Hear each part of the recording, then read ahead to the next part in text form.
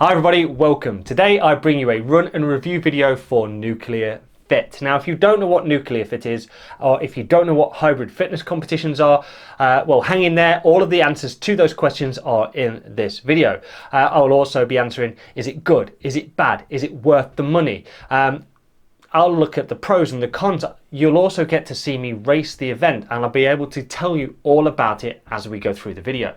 At the end, I'll give you my initial impressions, how it felt there and then I'll come back to the office and give you a nice well-rounded review telling you all about the day.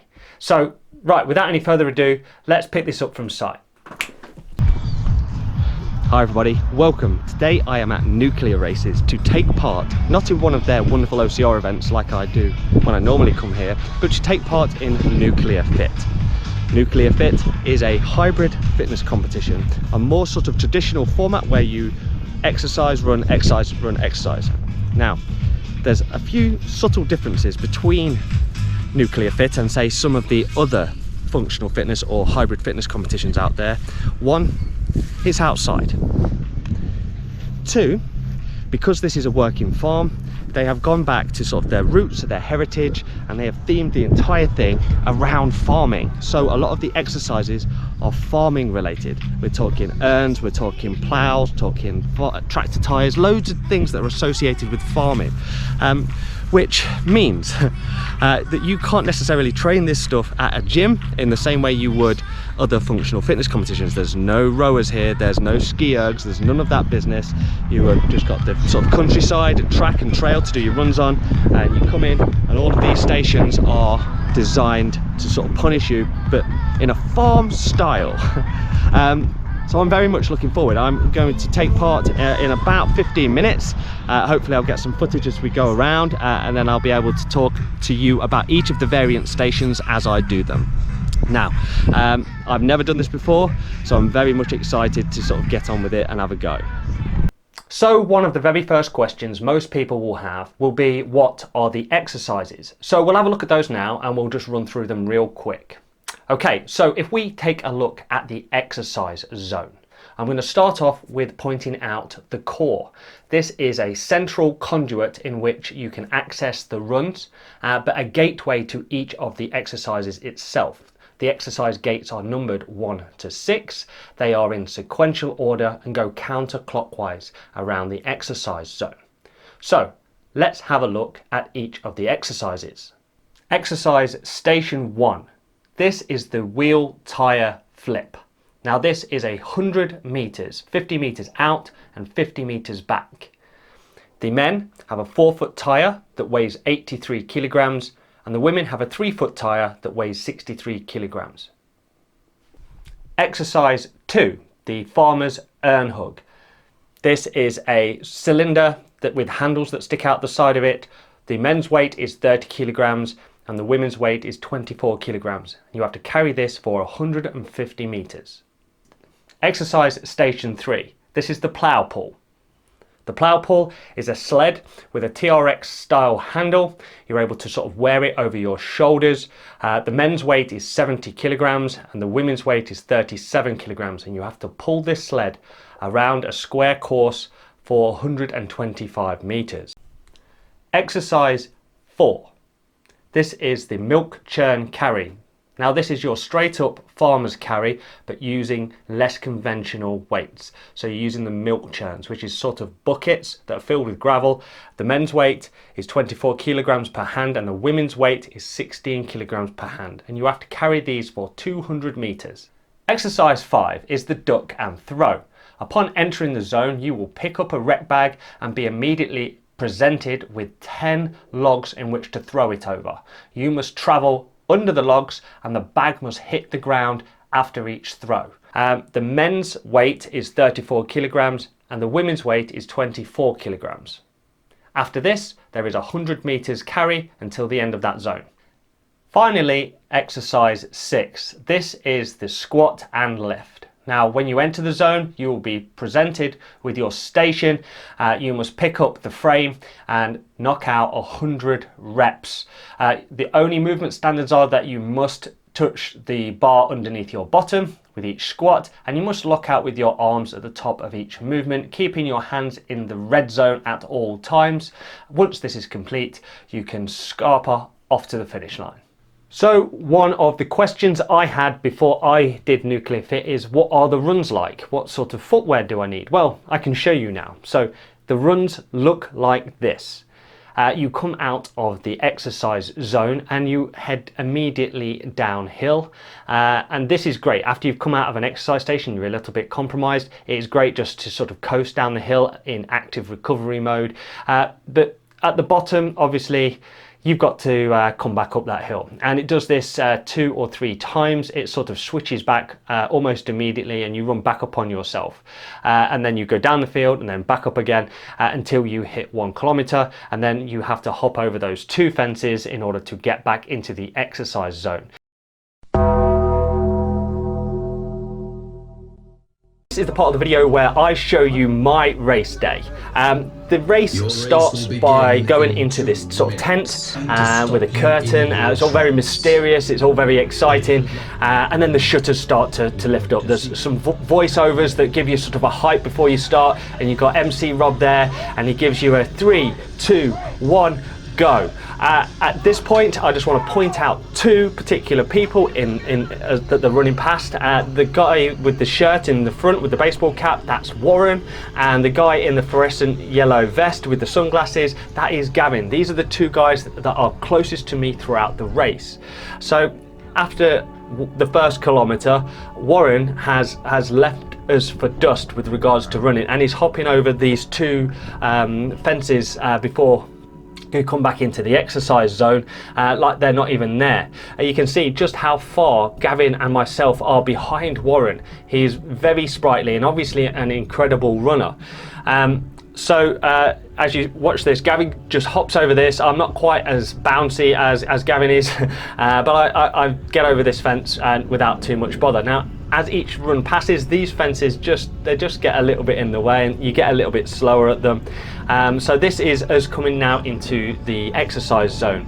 We go through the 1 kilometer in arch, which is right there on the edge of the zone, into the core, and we take an immediate right through gate 1, which is the tyre flip. Now you've got an entire row of tyres. The blokes have to run all the way down to the blue ones, and you can see Gavin and I are now flipping these tyres side by side. Warren, with his massive head start from his running, is about 10-15 flips ahead of us, but we are gaining ground because we are a little bit bigger and a little bit stronger through this kind of exercise, and that's important a little bit later on.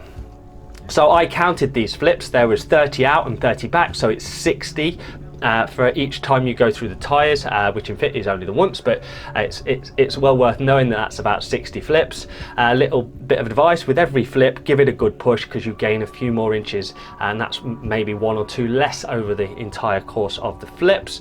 Once you get to the end, you turn around and you flip it all the way back. I was trying to make sure that I didn't let Gavin go off too fast, or I didn't want us to get too far apart, because when you're side by side with someone, it's nice to have them pace you and vice versa. So this is us coming in after run 2. You can see Warren is still in the lead, but I am now in 2nd place and I'm gaining on him. So we go, there's arch 1 where we've just been, and here's arch 2, and we're into the Farmer's Urn hug. So these are essentially urns. They look like repurposed gas canisters made to look like urns, and they've got these poles sticking out the side just so you can hold on to them better. Now I went for this carry because I think this is how you're supposed to carry them, and I was actually okay with this. The bar goes in the nooks of your elbows and you link your fingers around it for maximum grip. Now looking at the other 2 chaps that I'm close to, both Warren and Gavin are holding it underneath. Now I did try this briefly on one of my other goes, but I didn't get on with this, and I carried it this way pretty much throughout. This was actually quite hard. These canisters are filled with water, you can feel it sloshing around inside, but the key to this is just keep going. Try not to put it down, try not to drop it, because every time you do that you just burn extra time. It is tough. These are way heavier than you think they are when you pick them up. and you just snake up and down these chicanes as they are until you've done the total distance. As you can see, Warren, Gavin and myself are all quite close at this point, and as we go into station 3, I am right on Warren's tail and Gavin is right on mine. Now this is where the tide starts to change with regards to the positions. Warren is a young man, but he's much lighter than I am. So this is a 70 kilo sled and I weigh about 85 kilos, so I've got plus 15 over the sled. I suspect Warren is minus 15 under the sled. I bet he's about 65, 70 max in terms of body weight. So I have the advantage in this particular station. You've got Gavin now that's making ground on Warren. Warren is struggling on this one. At this particular point, you're going uphill and your legs and your thighs are burning hard. Now, before I had gone into this, before I'd gone into my round, I'd watched other people do this station, and when they start to fatigue, rather than just stand there to catch your breath, change how you're doing it. So it uses different muscles. So I reverted to turning around and pulling it like I would a sled on a TRX. So once I did that, I went out for my next run and I was now in the lead. So I've got Gavin on my tail and Warren bringing up the rear. And we're going into the milk churns. This is your atypical farmer's carry. Now this is quite typical in fitness competitions to have farmer's carry, but it's usually kettlebells. With regards to these are like big buckets full of stones, and they're really awkward and difficult. Now that's me coming out of station 4 there, and I've just passed this bright red tent, which is Nuclear Storm. Now this is the first wave going sort of concurrently with my own. If you want to see how I got on doing Nuclear Storm, which I did on the same day, I have a separate video coming out soon. Give the channel a subscribe and we'll do that video next. Right, so I have just gone out for my 5th run and I've come into station 5. This is the overs and unders. So you come in straight away and you pick up a wreck bag. A wreck bag is just a big heavy bag full of sand. It is grim and it is really quite heavy. It's got these little handles on it and you're presented with these logs, these 10 logs almost immediately. And the idea is that you are to throw the wreck bag over, you go under, pick your wreck bag off the floor and throw it over the next log, and you do this over all 10 logs. When you've succeeded in doing that and you've got it over the last log, the idea is that you pick it up and you put it over your shoulders and run the last 50, 60, 70 meters back to where you picked the bag up in the first place. Now this was one of the ones that actually surprised me. It actually felt a bit more difficult than I'd expected it to when I observed it from the sidelines, and that certainly became more apparent the more I did it. By the time you get to the last one, you are feeling quite done. So you get it back up onto your shoulders and then you just run it back to where you picked it up from. I was quite glad. As you can see, Gavin has made all but a couple of those logs. It's made that ground up on me. So I tried to dig deep on the last run to try and keep that gap as big as possible. And this is me coming in through the 1 kilometer in arch and straight into this 6 in arch. And this is the squat and lift station, the final station.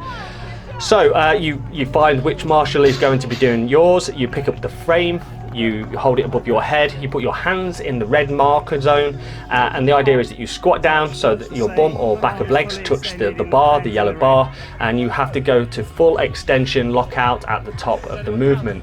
And it's 100 of these for the men, 75 for the ladies. And it's just about repping them out. Now these weights, I didn't feel that they was as heavy as I was expecting. I thought that there would be some sort of weight about them, but it can't have been. It must have been somewhere between 5 and 7 kilograms in feel. It wasn't that heavy. As you can see, Gavin has just sort of sauntered round, but what I didn't know, he is a machine on this particular exercise. So he's just smashing them out without stopping. His RPM must have been through the roof, and little did I know he was gaining on me with every single rep. So even though I had sort of a 20 head start, he was just machine gunning through them, and we would just keep going. We would just alternating. I was keeping my eye. He was sort of opposite. He's behind the camera in this particular sort of scene, and the guy behind me is just counting. He's counting, and we're nearly there. You can see the guy next to me. He really does not like these The marshals are like 1-to-1 at this point because they want to make sure you're locking it out, your hands are in the right place, because your hands generally start to slide down from the red zone. You can see my thumbs are only just touching them now, and he's just called me up and they've just told me to pull my hands into the red zone. You don't realize it's happening because your hands are sweaty, and just the last few reps I'm trying to get them done as quickly as possible now because I just want it to end. I know the finish line is right there, it is unbelievably close, and I am done. I dropped the frame, and in the time it takes me to run around, Gavin has finished his and just hops up onto the platform in front of me, and I hop up literally 2 seconds after him.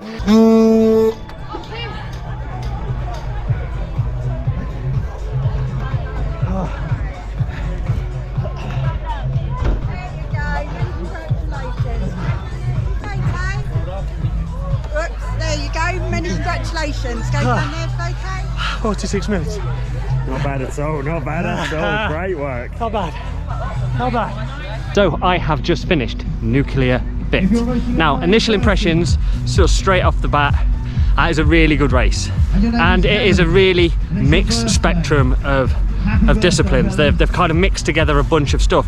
And a lot of the other competitions I always found, like Hyrox and Deca, I always found them really leg dominant, right? They don't necessarily work your arms, for example, but this has a good spread of kind of upper body and cardio and endurance, right? The runs, they're kind of a bit hit and miss because you're running on dried, sort of tractor ploughed field, but that just adds to the difficulty. Everyone is running over the same ground, so the exercises I like some more than others, and I know where I could easily improve. I came like 1 second behind the first guy, so I came second by like a couple of inches, but that was great because we were pacing each other throughout, and it meant that I didn't really stop to take a breath much at all, and it came down to the last few reps on the shoulder press. I went into a few of the exercises not really knowing what I was doing. I had to ask the marshal, and that's my fault because I didn't really research what it was, and that was kind of a little test as to how good the marshals are, right? Because I walked into some of those things going, what do I do? But I was promptly told what to do, where to go, and I sort of whizzed around and it was all fine. The things that seemed a little bit harder than I expected, the sled pull, but I turned around, and this is where I made a bit of ground on people, was in this particular station, because I was, despite it being difficult, they were finding it difficult too, and that's one that really lends itself to sort of body weight and sort of body strength. So the lighter athletes were just struggling a bit. So that was my race experience. I just want to say a massive thank you to Gavin and Warren, who sort of I was racing with in this video. Both legends. Keep an eye out for Warren. When he gets himself sort of buffed up in the gym in the next couple of years, he will be a formidable force. Gavin, legend mate, absolutely legend. Overall, I came 23rd on the day out of about 160 people. My time was just over the 46-minute mark. I didn't really know how to pace this particular event. I went into it a bit open-minded. I didn't want to go off too quick. I could have gone quicker, and I didn't necessarily want to go any slower either. It was a really hard one to figure out. Retrospectively, looking back at how I felt after the event, I think I could have gone faster, and I think if I was to do this race again, I definitely would set off a little bit faster, put a little bit more into the tyres. It's hard to gauge it if you've never done it before, and like I said at the beginning, this is one of those events that, due to the equipment and due to the sort of the custom nature of the exercise stations, it's hard to simulate in a gym environment. You would be really struggling to put this together in some kind of simulation like you might a Hyrox or a Deca event.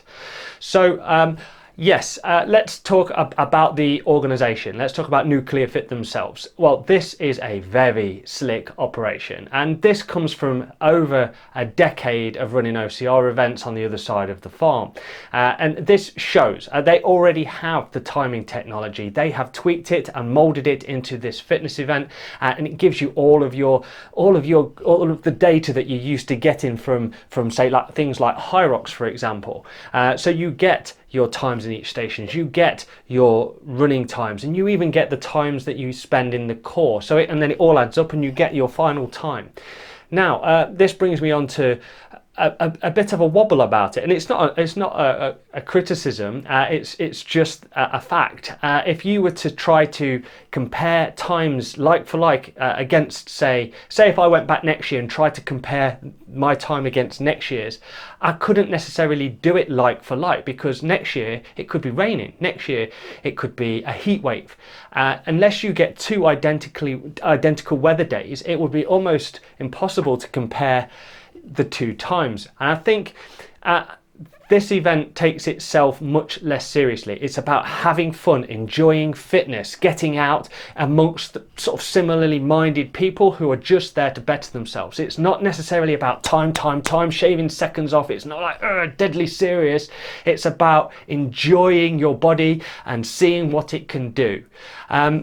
Yes, so with regards to, say, the people within Nuclear Fit, nuclear races and those guys, awesome, right? Every single person I met was passionate about what they were doing. And that's slightly different from, say, the bigger events where they just recruit a lot of that in from volunteers. These people all have lots to do with nuclear races or Nuclear Fit, so they are passionate about what they do. And bearing in mind this was my first time doing this event, every single time I went into a station I was a little bit like, oh, where do I go, what do I do? And I had a sort of a rough idea. But before I'd even figured it out in my brain, a marshal had pointed and shouted and told me exactly what to do. And then after the fact, those same marshals would support me round over and under each and every thing that I had to accomplish. And they were doing it for everyone. They kept that sort of energy up throughout the entire day. And I watched it from the sidelines as well as I sort of experienced it from within the event itself. Second to none with regards to the support sort of and the vibes that the marshals give. With regards to, say, like the technology and the timing, all of that, seamless. It just worked. I suppose I should now sort of lean towards things that I would like to see from Nuclear Fit, things that they could improve.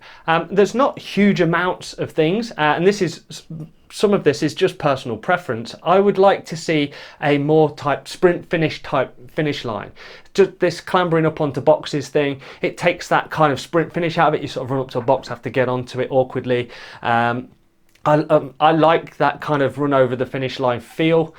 With regards to, say, the medal you get, love a good medal. Look at all these medals behind me, and this is the medal you get, right? Love a good medal. See it? Fantastic. Love a good medal. However, right, this is personal preference. I would love, because this is hybrid fitness, and Velcro patches have become synonymous with hybrid fitness events, right? Because the Velcro backpacks, the big sort of backpacks you see, the built for athlete backpacks and similar ones, they all have this ability to stick your patches on, sort of your badges of honor. And I've got ones for my Hyrox events, I've got ones for my Spartan events. I would love to see a Velcro patch at the end of a Nuclear Fit event. Then I can stick it on my backpack. This stays in my office. This never will see the light of day again.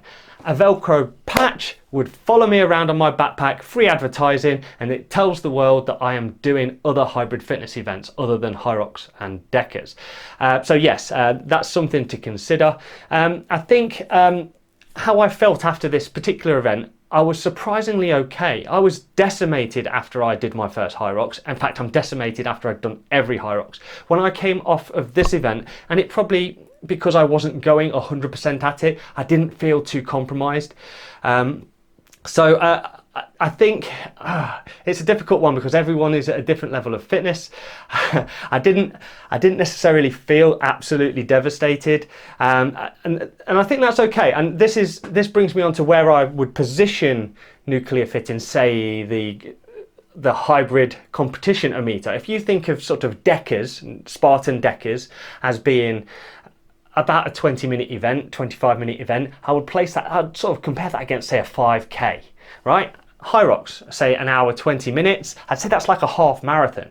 I would say Nuclear Fit fits right in the middle, in the sweet spot, like the 10K. You know, loads of people love the 10k distance because it's in the sweet spot. It's not too far, it's not too short, it's just right. It's proper Goldilocks territory, it's just right. Some of the benefits of, say, doing nuclear fit over some of the other hybrid competitions is the cost, right? It's about 50 quid. Obviously it gets a little bit more expensive the closer it gets to the event, so booking on early will save you money. It's like literally half the price of a Hyrox event, and the most important thing, you can get tickets for it, unlike you can a Hyrox. So yes, add to basket, get it in the diary. I would recommend this to just about everyone. Certainly people who have never done a fitness event before, but similarly the people that like train for Hyrox in the winter season. This is a great way of just keeping those cogs turning in the summer months, and it is a great day. It's a very festival sort of vibe and very chilled, and there's lots of familiar faces from the sort of hybrid sphere, and it's a lovely place sort of to get everyone together. And I think Nuclear Fit just needs to step out of the big boy shadows and you know, become their own event now, and start to stand on their own 2 feet, and start to get more people to the competition ground and have a go. Right, I think I've said enough. There is a second part to this video coming soon, and that is the Nuclear Storm video. I did Nuclear Storm on the same day as Nuclear Fit, and there is a whole separate video coming about that soon. Some of it overlaps a little bit, but I felt it needed its own video. So please give the channel a subscribe if you want to sort of come back and see that video. It will likely be in a week or so's time. And if you, before you go, just give a like, subscribe, comment, whatever you like, and I will see you guys soon. All right, Mart out.